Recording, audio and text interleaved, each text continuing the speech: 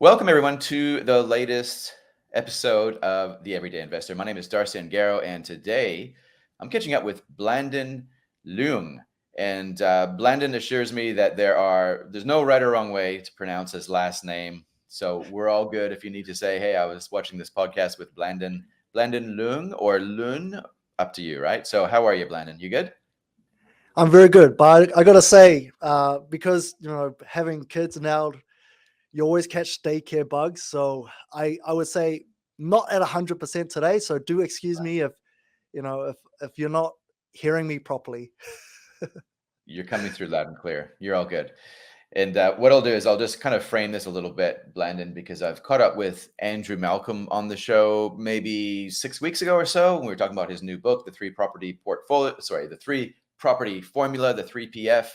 And I haven't caught up with you yet directly. So tell us a little bit about the business first and foremost. What do you guys do at Mortgage HQ? Yeah, for sure. So we essentially just started in 2015. A couple of us boys at the time, I would say, we thought we could do it better than some of the brokers in the market. At the time, Andrew, Chuck, who runs Get Trail now and Can. And they had this idea to just run a online platform for mortgages.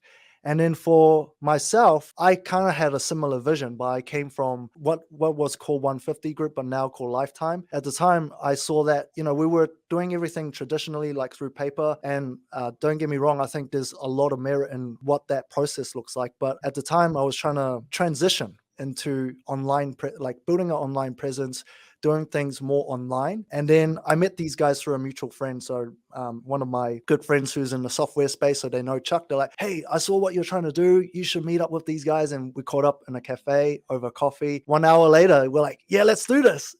And then I met the two other developers who are the other shareholder in Get Trail, and you might not have met them. They're a bit sort of working in the background, but they're a real genius, I would say, because we wouldn't have started what we have started without them.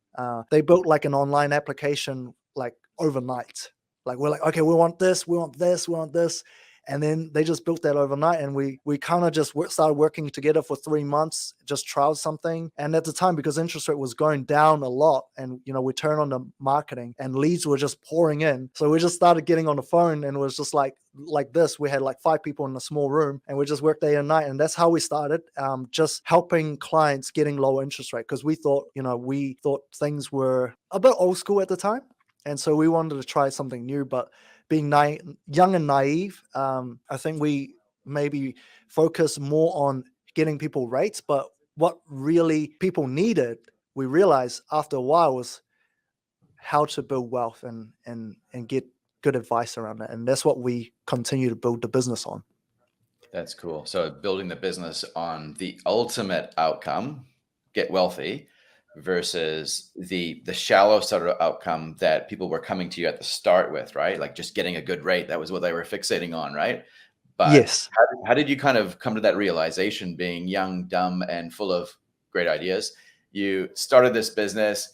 There was amazing probably nuggets in what you were doing because the old school wasn't figuring it out yet. And you guys came to the party with something new, and you succeeded. But what were some of the things that you did have to throw away apart from being rate focused and more wealth focused? What else did you have to throw away as you evolved as a young business?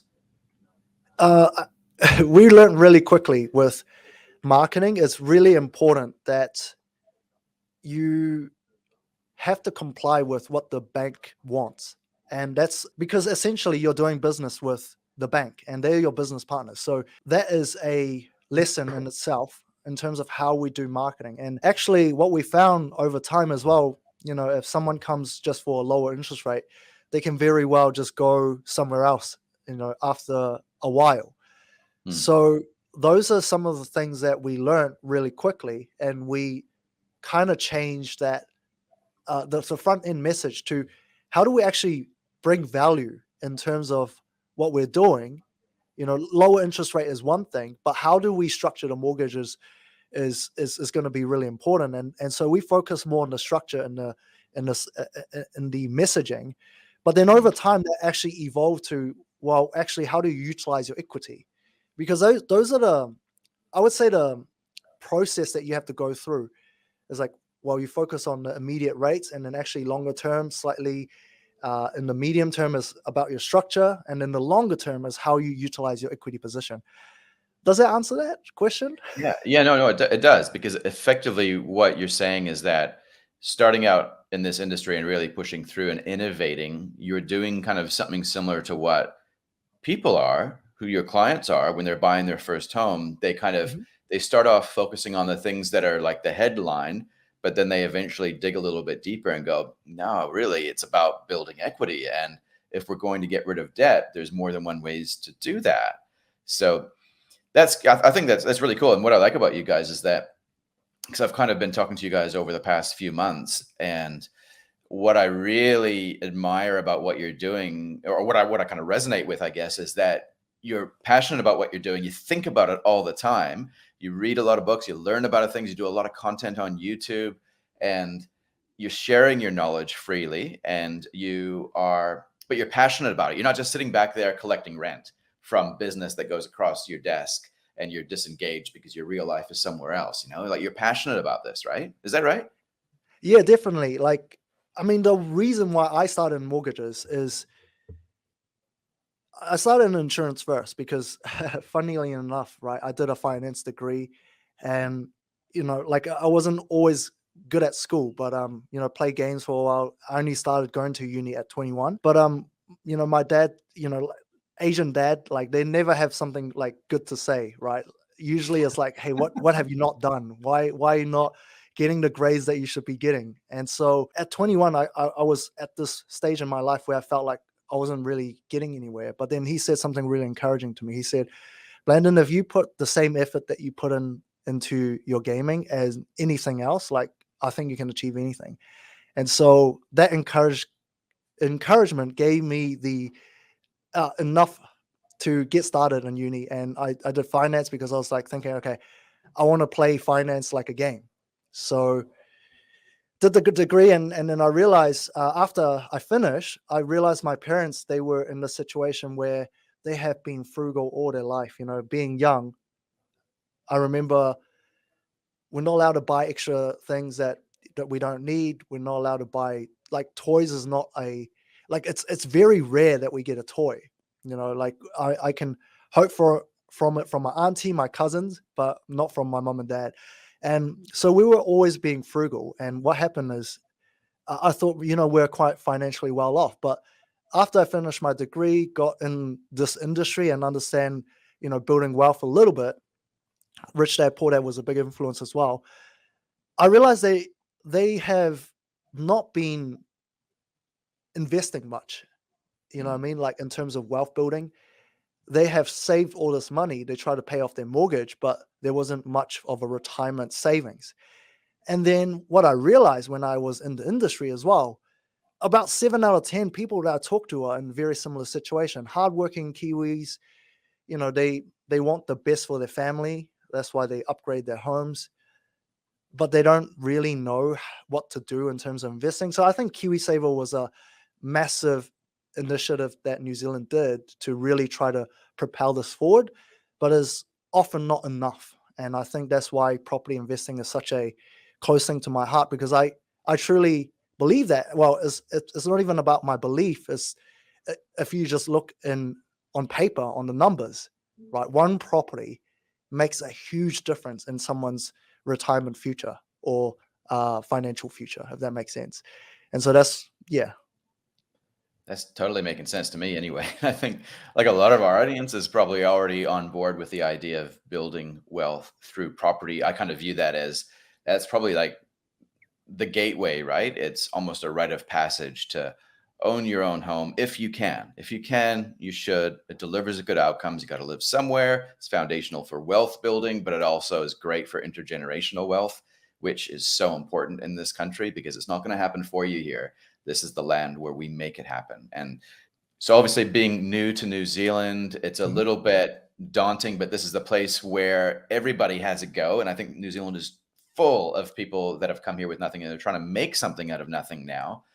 How much was that desire to build wealth a factor in your current success? It's interesting because I don't see myself differently.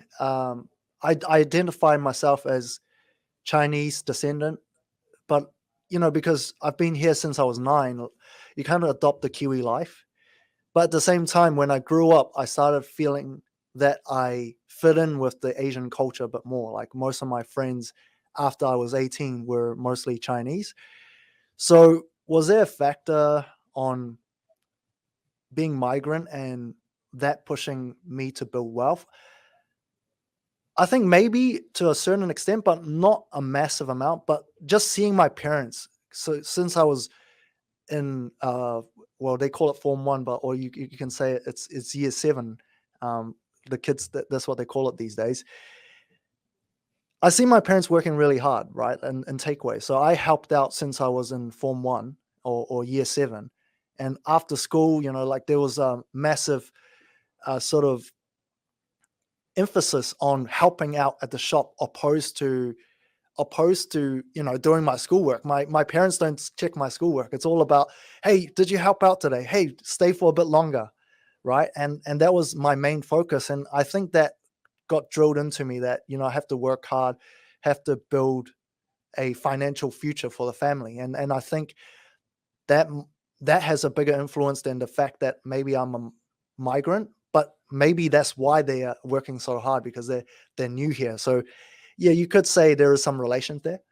Yeah, absolutely. No, I can see it for sure. And going to the next level now, doing what you do as a mortgage advisor, how much of that, I guess, natural instinct that you have to actually do something to get something. How much of that do you bring to the table when you're talking to your clients, helping them to buy their first home or their first investment property?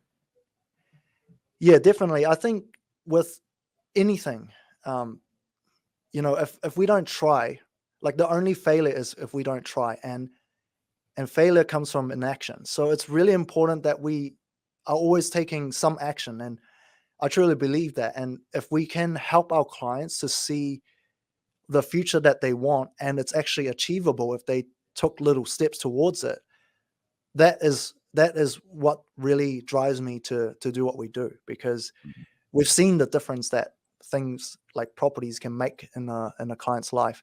And sometimes I think maybe we focus too much on the property aspect as well, because I really think with what we do is using leverage as a tool. Like mortgage is a tool that you have access to, and it's something that you should be utilizing. Yeah, you don't have to build like a $10 million portfolio, $20 million portfolio. It's not about that. If you've got access to leverage, which means you can go to the bank and borrow some money to put into some investments, that is the actual thing that we need to utilize, not the property as much. The property is only like part of it. But if you can use that money that you can access from the bank and put it in a decent asset, that's going to make a huge difference over time. That's so good. And that's so important, right? It's not necessarily about property, it's about leverage. That's what makes property so good, is the fact Yeah. that it's nothing to do with property. It's about the financial system that we're participating in. Okay, so before we get into it, Blandon, we should probably talk about the elephant in the room, or the TV screen in the room that has this image behind me on there.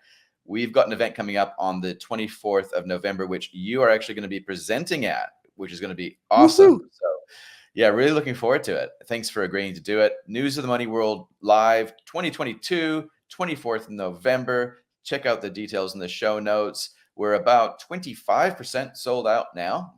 Every day I come in, there's more tickets that have sold. So you definitely want to get in there. It's $15 each. All proceeds go to charity, and you get to listen to amazing people like me and Blandon and a few others talk about what we really think, right? Are you looking forward to it, Blandon? I am. It's going to be good. Oh, 100%. I always love to see different perspectives, especially, we've got the other guest speakers. I'm just really looking forward to chatting with them about their perspectives on money, and building wealth in general, and then just the future, sort of where we stand. And I think that's going to be fun. I'm just going to enjoy it myself. Good man. That's the idea, right? When all else fails, just enjoy yourself, right? So, okay, now let's give something to our audience, or I'd like to give something to our audience, which is give them some practical perspectives to walk away with, whether they're trying to get into their first home, first investment property, trying to build a portfolio, or whatever they're trying to do. There's lots of stuff that you pick up when you're dealing with people buying property, right? Like you've seen it, I've seen it. There's common themes, and you can draw out the success, package it up, and then deliver it out. And that's what you guys do so well on your YouTube channel, especially. So I want to ask you a few questions and get into the hypothetical scenario where you feel like maybe I'm your client, Blandon. That's probably the best way to think about this. So if I was your client, I came to you, let's say I'm an analyst of some sort. My partner is a therapist. We don't have kids yet, but we will in a few years. We know we will. We like to own our own home. That's kind of like what we're trying to do. And eventually we like the idea of turning that home into a rental property and buying a bigger home ourselves to live in later on. So what's the most important thing to keep in mind when we are buying our first home, therefore? Is it the likelihood that it will grow in value, or is it the capital or the cash flow that it could spin off as a rental property? What should we be optimizing for, if you know what I mean? Man, that's such a wide question. And I think the first thing I would try and understand from the client's perspective is what's really important to them. Some people just really want to, get into their first home, something they're comfortable, something that they feel like, okay, I'm actually making progress in life. And if that's really important to them, my job is, or our team's job is to make sure that, hey, we can do exactly that. Get them the best pre-approval they can with what they have available to them as resource in terms of deposit and income. But I like the conversation about, hey, this is our first property, it's not the last one.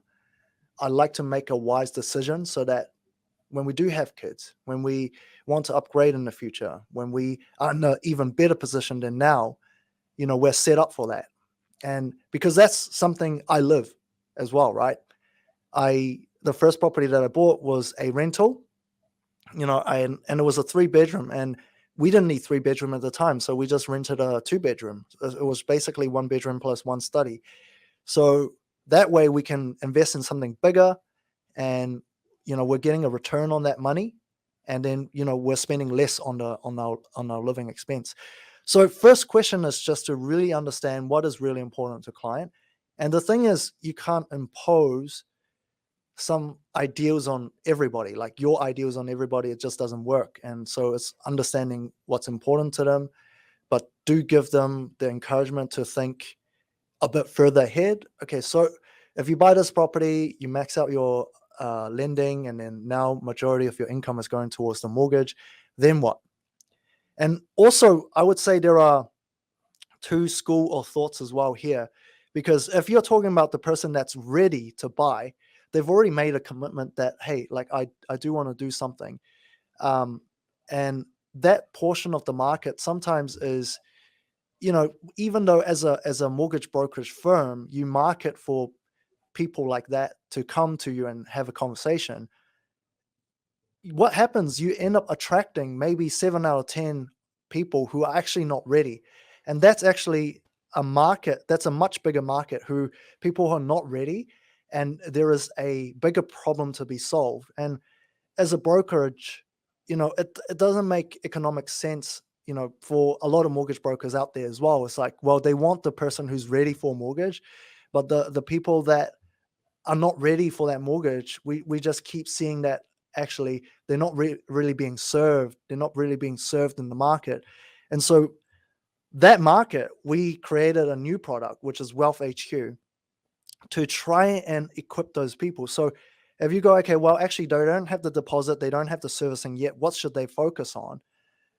Well, if you read the book Barefoot Investor, what that talks about is income allocation. And sometimes before even the income allocation part is the mindset. And I would say those 2 things are the most important things prior to being ready to get a home. Because first of all, mindset, you need to shift the mindset of like, oh man, like the government's making it hard. I can never get there. A lot of the time is if you can see how others have done it. Like I gotta say, there are a lot of migrant families that we've dealt with, like they've come with very little, and they get the lower paying jobs as well, right? But they really, really push through because, they have nothing. They come to a new place, they have nothing to lose. And they usually, are like, they have a really, really strong mindset in terms of like, persisting through tough times and making it work for themselves. And I think a lot of the what we can help with clients is making sure that, hey, we got to shift this mindset from being in the have you read the book 7 Habits of Highly Effective People? I love Mm, the Covey idea of, being in control, work on the things you can control, and spend less time thinking about the things you can't control. If you talk about the government, if you talk about, your boss, like those things you can't control, but you can control what you're inputting in after work to learn, upskill yourself. You can look at other opportunities in your industry to really aim for something that you can, progress in and just increase your income capacity. And then also things you can control is like, well, actually I can, live for now, maybe next few years, I'm gonna make it harder for myself, just live on like a little bit less and then save a bit more. Those are things that you can control. And from there, if you have the right mindset, then you shift into income allocation. That makes a lot more sense, because income allocation, talking about bucketing your income, that comes from the Jewish people, right? Like they talk about, like, putting a portion that belongs to God, right? That idea was profound, right? But it's so simple. It's profound, but it works, right? If you can mhm. make sure that whatever comes in, you don't see a big portion of it, it goes into your savings. That's going to accelerate towards the home. And a lot of the time, they come into Wealth HQ, people think like, I'm going to buy a house in 5-6 years, but just doing a simple income allocation, understanding how KiwiSaver actually works, and that itself will get them from a 6 years to like a 1.5 to 2 years before they can buy a home. And if they can see that as tangible, they're much more motivated to go ahead. That's a long answer to that question. So That's good, man. It's all good. So let's say though we fast forward. I'm now with my partner and we're in the home. We're in the home and income's starting to increase a little bit. Maybe we crank up the settings on our KiwiSaver so we invest a little bit more. But everywhere we read this idea that when you have a mortgage, the very first thing you should do is repay that mortgage, get it down as fast as you can. So talk to me about some of the, I guess, the pros and cons around that. And ideally, how should we frame this discussion around that choice? Do we repay the mortgage or do we invest? yeah, it's a very good question. So what we believe in as an organization is that there is a framework to becoming financially free. There is a framework. And so if you look at how people have put themselves in that situation, you can actually reverse engineer what they did. And we call it the mortgage life cycle. There are 4 stages. And so what happens is, if you go through these stages, right, and make sure that you do the thing that you're supposed to do in each of those 4 stages, you're going to get to financial freedom a lot sooner. And what is financial freedom? The day you can stop working and still be able to live the lifestyle that you want, or have the financial options that you want. That's what financial freedom is, right? And it's different for everyone. Not everyone needs $2 million. Not everyone needs $10 million. It's different for everyone. So in the 4 stages, right, we talked about the mindset and income allocation. That's the foundation in stage, what we call stage 0. It's like, if you set up the foundation, you can accelerate yourself into a first home. And when you have a first home, you've got a first mortgage. The first thing you need to focus on is reduction, which is being able to set up the structure in a way where you can reduce that mortgage as quickly as possible. But at a certain point, it's going to trigger stage 2, because stage 2 isn't when that mortgage is fully paid down. Stage 2 is when you have enough equity in your property where you can go back to the bank and say, hey, can I borrow like $200,000? And this $200,000 can be used as a deposit for what? You can actually invest in properties, you can invest in shares. Like, you can choose to do different things with that equity. Because what happens is, if you can borrow at, say, for example, right now, 6%, you just need to make sure that you can get a higher return than what the interest is. That's going to actually allow you to get ahead financially.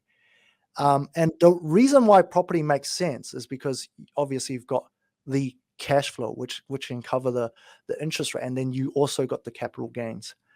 And so when do you transition from stage 1 to stage 2?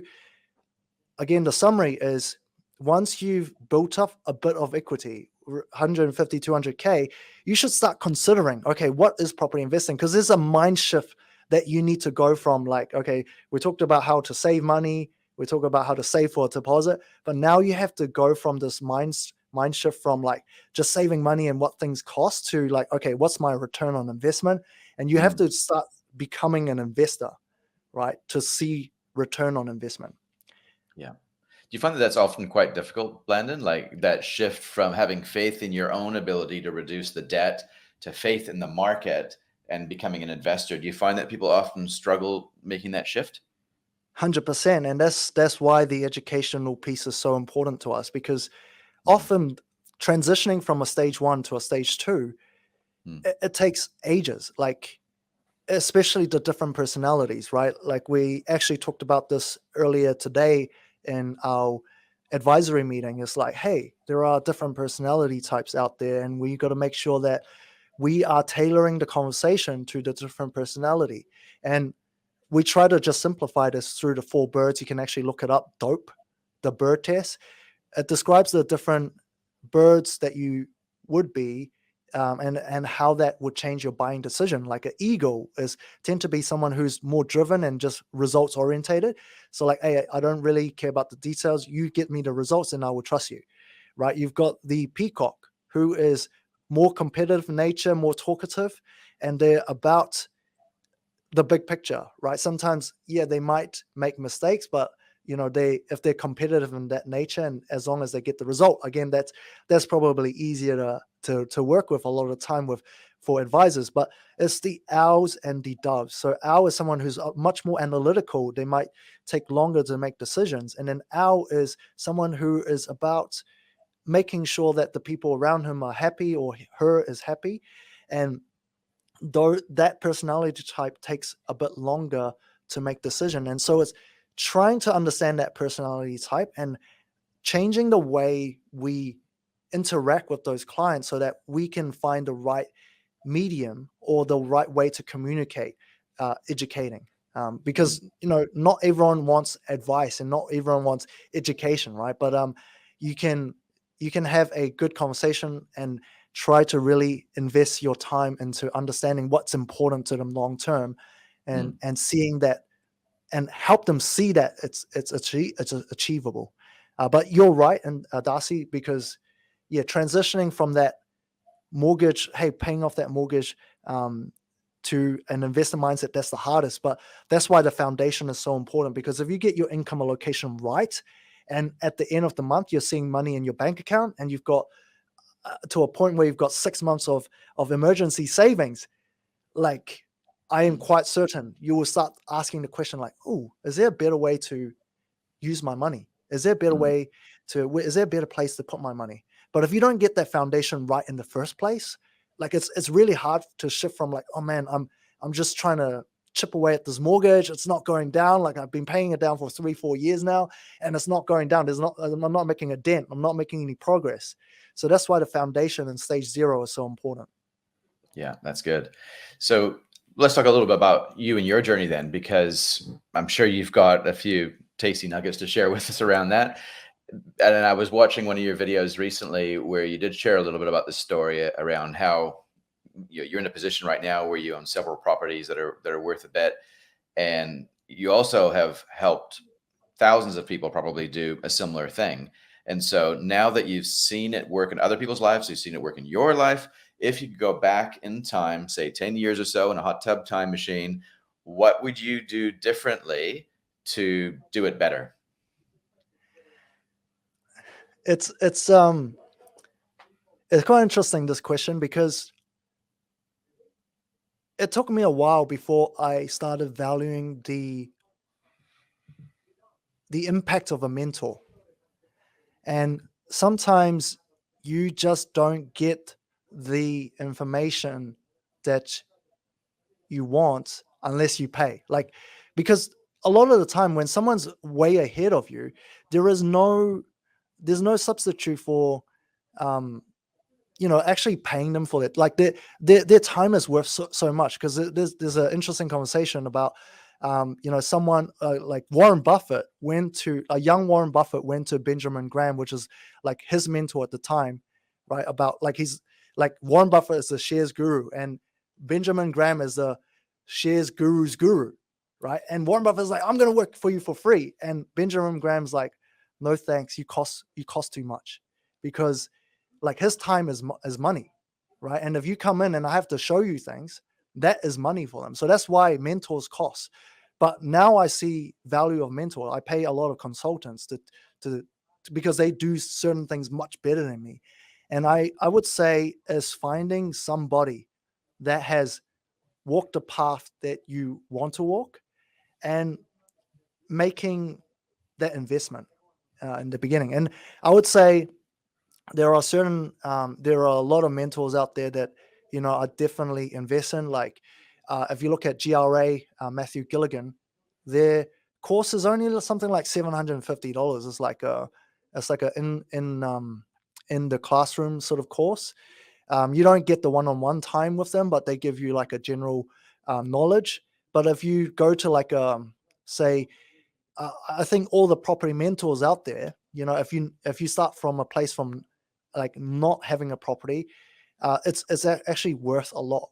Like to just have somebody that's done it. It doesn't matter who it is. If they have got client results, they might cost $15,000-$20,000.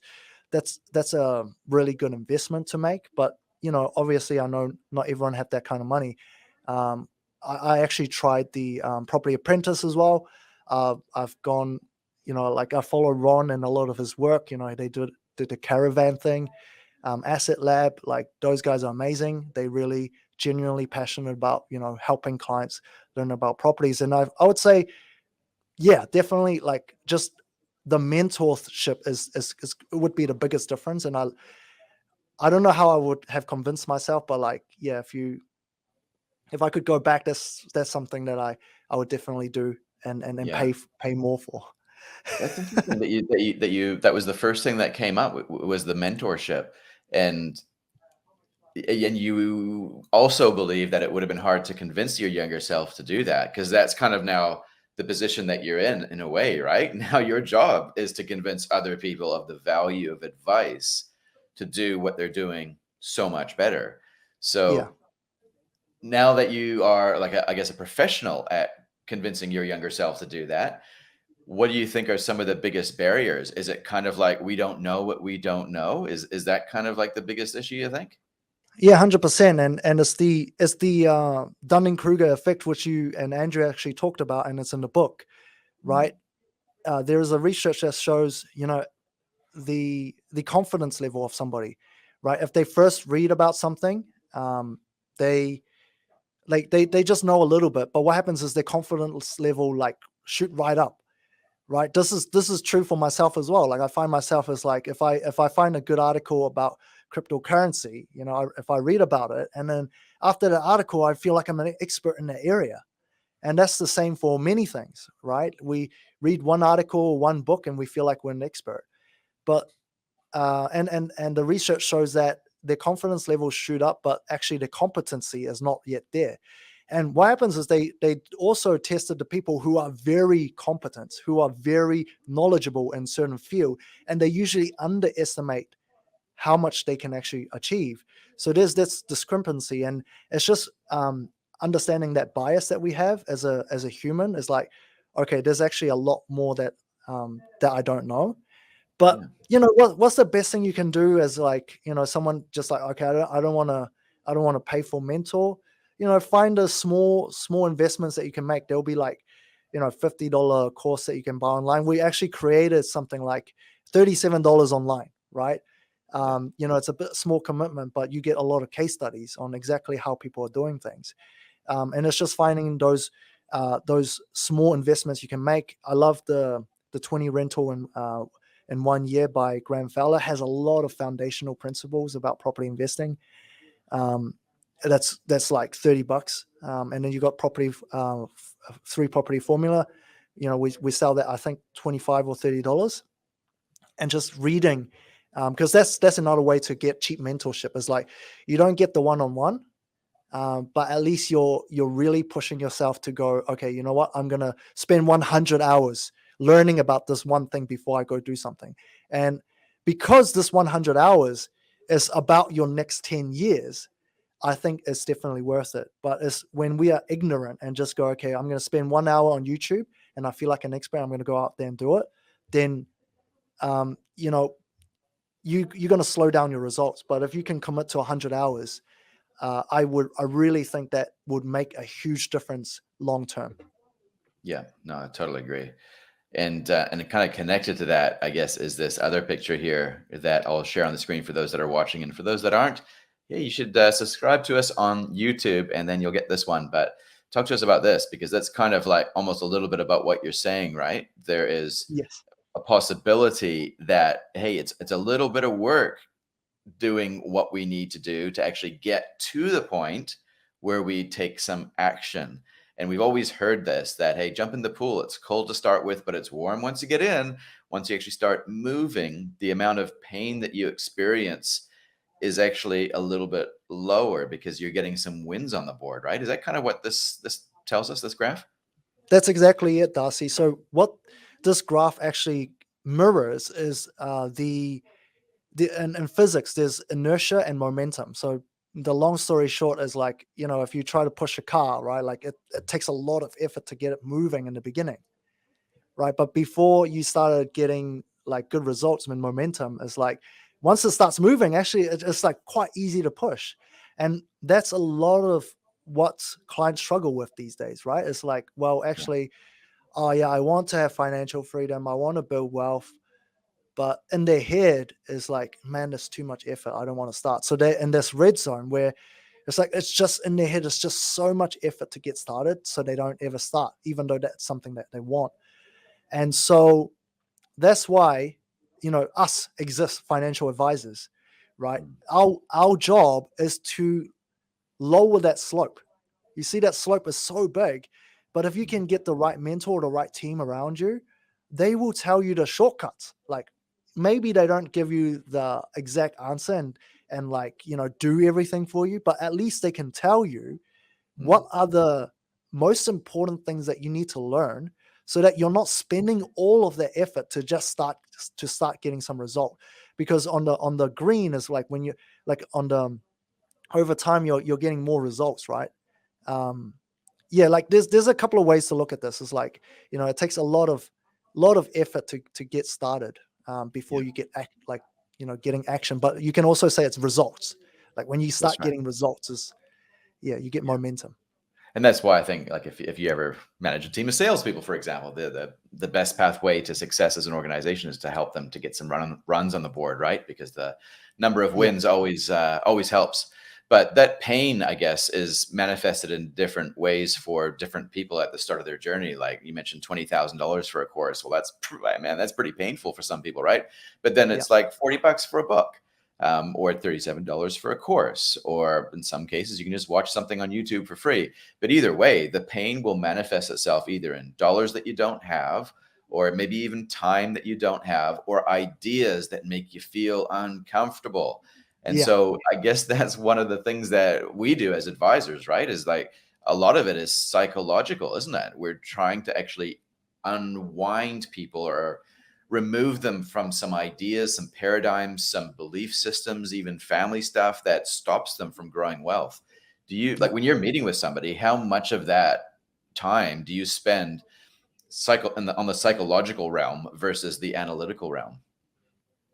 That's a really good question, Darcy. And I think it's, a lot of the time you have to, because running a firm, right? Like, not everyone is being, how do I answer this? Like, I guess, like, the long story short is, like, you can't expect all your advisors or all your team members to be able to identify the psychology behind why they're not doing certain things, but we can certainly educate them on.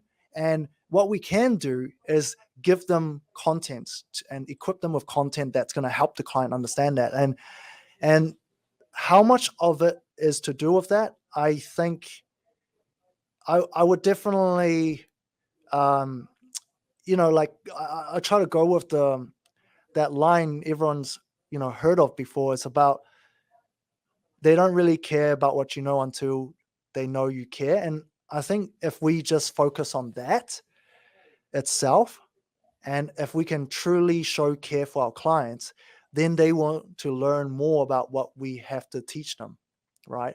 And if we can't show that as an advisor first, we have not earned the right or respect to do that, to educate somebody or give them advice. Like, it's hard, right? Like you look at me, I look like I'm still maybe in my early 20s. Why would you take advice from somebody that's much younger looking? So if we can show them the results, show them that we care, then yeah, that's the minimum that I expect that the team to do.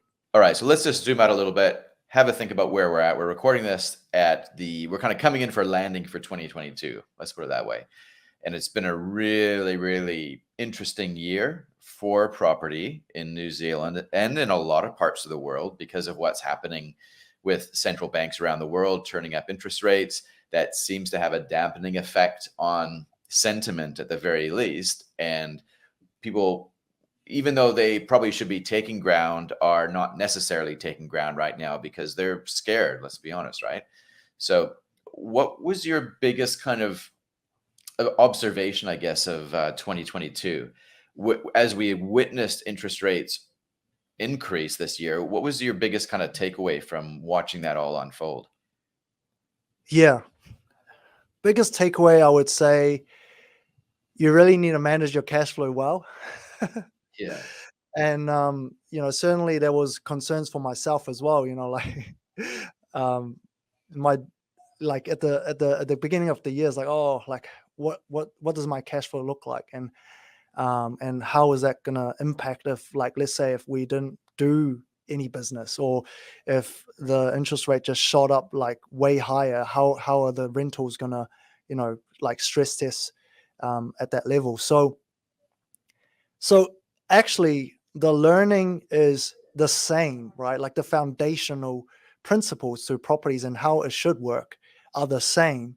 And this year just gave me like real life experience to see the interest rate to go from 2.5% to almost 7%, right? It's like over 6% now. And Mm. yeah, the main thing is, the things that we've been teaching or sort of getting our clients to understand, to go, hey, when you buy this property, don't just base it on, today, right? Like you really have to think about, what does it look like in 2-3 years time? What are your safety and margin, right? Are you making sure that you're giving yourself some room? Do you have a revolving credit for backup funds?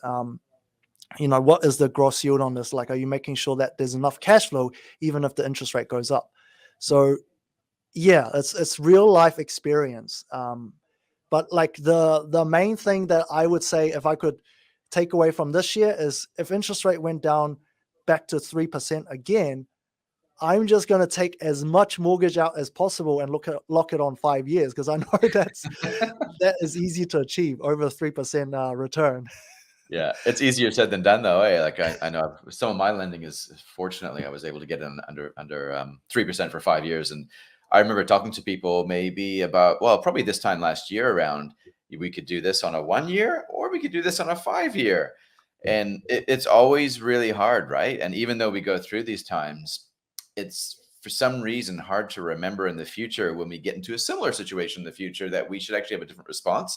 It's so tempting just to think that it's different this time around. And so, as it relates to interest rates, do you kind of feel like we're in a cycle where things are probably just going to keep on getting more expensive and this is the new normal? Or do you kind of get the sense, based on what you're observing, that it's probably just a matter of time before interest rates come back down?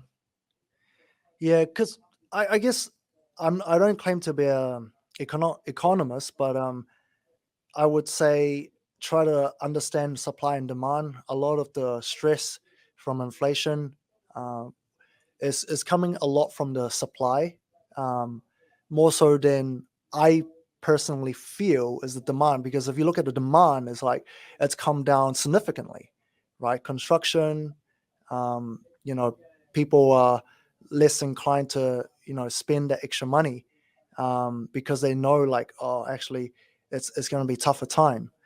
Uh, but certainly, the oil crisis right now, with the war going on, and then China going into this lockdown mode, right? There's a lot of uncertainty, and it's just influencing the exchange rates as well, because people are changing where they park their money, and that has another effect on inflation. So in the near future, the central government, and I think the central banks, they really need to try and show the public that they are trying to keep things under control. So we could see interest rates still keep going up in the near future, I do believe. And so it's really important to just equip yourself for that. Like, and I go, do I try to predict the rates myself? I mean, that's my opinion, but I can certainly manage risk proactively by using theories like interest rate averaging, if that makes sense. Yeah, no, that totally does. And I guess that's kind of speaks into that concept of not focusing on the items that you can't control, focus on the items that you can control, and using a strategy or a methodology for averaging out your interest rates by spreading it out over 1, 2, 3, 4, and 5 year with a little bit on revolving line of credit. Doing something like that as a kind of a passive automated strategy to manage your biggest expense, even though you may feel at sometimes that you might know where things are going, you always default to the system rather than your feelings. Is that kind of what you're saying? Yeah, totally agree with you, Darcy, and that's exactly how we try to uh, do the same for our clients. Because if I look at the decisions that I made, I was like, well, I'm actually quite glad that this client chose to go on interest rate averaging, right? Like, everyone who did it, like, yeah, maybe there were parts of the years where they pay a bit more interest rate, but if I look back, that's the best decision that they made. It's like, even for myself, I do it myself. I've got 2.99 fixed on 4 years, like uh, more than a million, because it's like, your interest rate average, and you have someone like just over 3%. So those are like, you just don't know. And now you look back at those decisions. I guess some people might have predicted, maybe like yourself, Darcy, like you've lived longer than me, and maybe you realize, okay, I'm just going to take this 5 year rate on 2.99. I know everything. I know everything, Blandon. Yeah, I know exactly what's going to happen in the future, right? If only. But do you kind of see that? And again, just with interest rates, like I myself, like on that, I honestly didn't see that interest rates would get to this high and stay this high for this long, right? So that was like for me this year was like, wow, surprising that could actually happen. I had no idea that unemployment data would look so strong that would allow the central bank to keep going. And I had no idea that they would engage in quantitative easing to stuff up the system in the first place, which, in my opinion, of course. But what do you think about how that relates to property? Is there any reason to be concerned about building wealth in property for the future, knowing that, hey, there's no guarantees in life. We can set our strategies, but sometimes the external crashes into our internal. We can't control things, yes, but sometimes things control us. Do you think that property investment is at risk of not being a good idea at some stage? That's a very good question. And I think, again, if we go back to things of what we can control, in property, it's the same, right? Because the market has come down significantly. And you can go on the market right now and you can call that the market price, because this is what people are paying at this current interest rate. Interest rate affordability actually goes down, or should I say, gets worse faster than the price is dropping. Like, that's the truth, right? Because if you look at 0.5% of interest rate, it's actually increasing your affordability, or increasing your payments by about 5%. But we've seen rates go up almost like 4%. Like, have you seen the market match that in terms of market price drop? Not Like, yet. the short answer is no. So rates actually, or an affordability actually goes up faster than price dropping.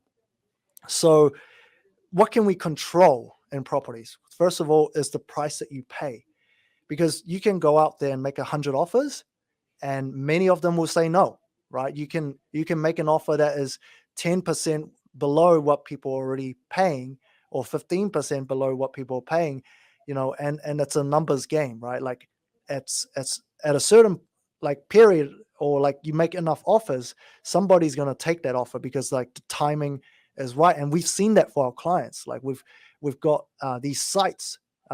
Like I remember 151 Church Street, like there was a recent deal in Onehunga, right? There was 1.7 mil CV, and that's unheard of, that you'll buy below CV last year because that was at the peak of the market. And that client it's a developable section, and it's bought for 1.15 million. And if you look at, even with the construction cost going up, that property has decent development margins. So people are actually buying in this market well below market price, and based on the inflation rate, they have, like, developers will still make margin and with the current market price. So back to the, like, what are we in control of? What we can offer? And this is true, right? You can make an offer that is below what the market price is. And then the second thing about properties that you can control are the metrics that comes out of those properties.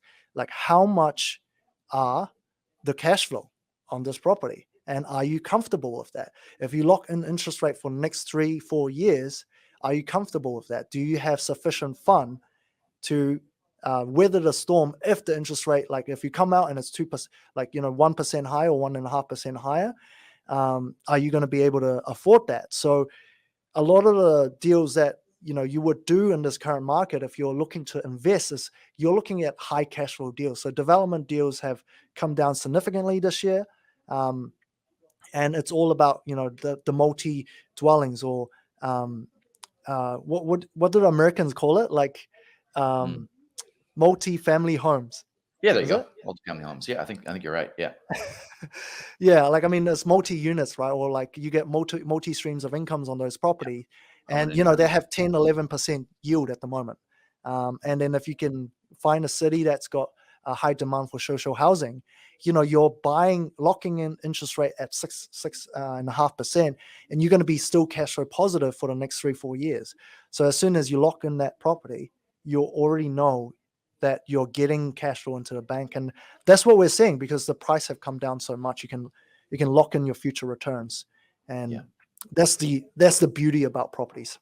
Yeah, no, that's good. So we'll finish up on this one around mortgage advice, because it's part of what I do, is definitely part of what you do. I'm really passionate about advice in general, because I know that over the long term, if people get advice, and that's a bit of that mentor flavored piece there as well, people achieve better outcomes. And there's research out there that suggests that's exactly what happens. People feel better about their financial future when they get advice. One of the biggest, I guess, bugbears that I have with our industry that I have been able to change in my own practice is the fact that some people don't value advice. And my belief is that they don't value the advice because it's been given away for free for far too long. One of the reasons why. So I have a fee-based model for that. I know you guys offer some educational content, and you don't give that away. You actually charge for that as well. Do you see a need for our industry, the financial advice community in particular, where we're giving it away for free? Do you see a need for that to change so that people actually value advice more? Man, that's a tough one. Do I think? It's a loaded one there. Sorry, Blandon. We won't use this one if it's too awkward, but have a go. I mean, in terms of why I do what I do on YouTube, blogs and whatnot, is to make sure that is accessible. If we can simplify it, I think there are certainly ways to make sure that a lot of the foundational principles can be preached out there. Multiple, like, more advisors should be giving out free content, and that way people are interested to learn more. But Yeah. like you said, in terms of should we charge for advice, I think there's definitely scope for that. Like, there is value in terms of charging money, because you're right. Like, if you don't pay for something, you don't value it sometimes. That's And right. that's why we do have some content that we charge money for, because what happens is, I've tried this myself, like, is to put something more complex, really valuable online, but there's very little views. People get bored. And maybe the few people that actually watch everything, they got so much value out of it. They're like, oh my gosh, can't believe this is free. But Mhm. whereas if you try to teach something more simple, and that's going to actually allow to cater to a bigger audience, and you get more people interested in that way. And I think it's definitely, there's definitely scope for advice to be charged. Yeah. Yeah. I think it'll be interesting to see what the future holds in that space. But I just think that, hey, it's an alignment of motivations, right? When people know it's going to cost them, they're probably going to buy into it, and therefore the advice will actually work. That's my suspicion, right? Well, we'll see. And so Yeah. on the YouTube channel, you guys have been putting out so much awesome content. It's Mortgage HQ, right? That's what they search for on YouTube. Yes, that's right. So if you just do Mortgage HQ in one word, Yeah, and you'll be able to find it. But if you type in property investing New Zealand, yeah, that should pop up some videos. yeah. It should be easy enough. That's awesome because the content that you guys put out there is just really, like, really quite good. You can learn about just simple strategies, the foundations. Obviously, all that advice is general in nature, and in fact, we wouldn't even call that financial advice because it's not being delivered to a specific person and scenario. So it really is just education, but it has the power to change people, right? Like if they learn how to apply it in their lives and ideally get it verified by somebody personally, then it can actually change people and you can go a long way. It's just part of that do your own research thing, right? So how long do you think you'll be able to do that though? Like, is it something that you feel like you'll have to give away at some stage as the business grows and you get busier, or is it something that you think you'll be able to do for like ever? That's a good question. I do have plans to look at, okay, how could I potentially bring on more of the other advisors into this space, so that it's not just me doing it. It's like, well, these guys, like, just bringing other missionaries, bringing other passionate advisors that want to share the message. And I Mm, think that's my long-term goal, is to be able good, man. to serve a larger audience, have more different perspectives. That's right. That's good. Preach the gospel of wealth, man. That's good. I'll cut that part out. Don't worry. But that's good though, Blandon. That's really cool. All right. Well, let's finish it up there. Where's the best place that people can follow you apart from YouTube? Is it really just YouTube, or are you on any other social media platforms? Yeah, we're actually on TikTok, Instagram, and then you've got the Facebook page. We try to release some content there, but you'll be able to find majority of that on YouTube as well. So Yeah. I think YouTube is probably the best place. Yeah. I think nowadays, like, the attention span is so short. We have to cater to that space. Just Yeah. to make sure that we're passing good information. That's But right. yeah, And 1 minute. YouTube probably the best. No, that's cool. Awesome. And looking forward to catching up with you on the 24th as well. So, again, a reminder for those of you that have forgotten, 24th of November, News of the Money World Live 2022. Check out the show notes for details, buy a ticket, and hear Blandon in person. You can even give him a hug if you want. I'm not a huggy type, but give him a hug if you want. That's all good. Cool, Blandon. Well, thank you for your time today, and we'll catch you next time. Thank you, Darcy. Cool. Cheers.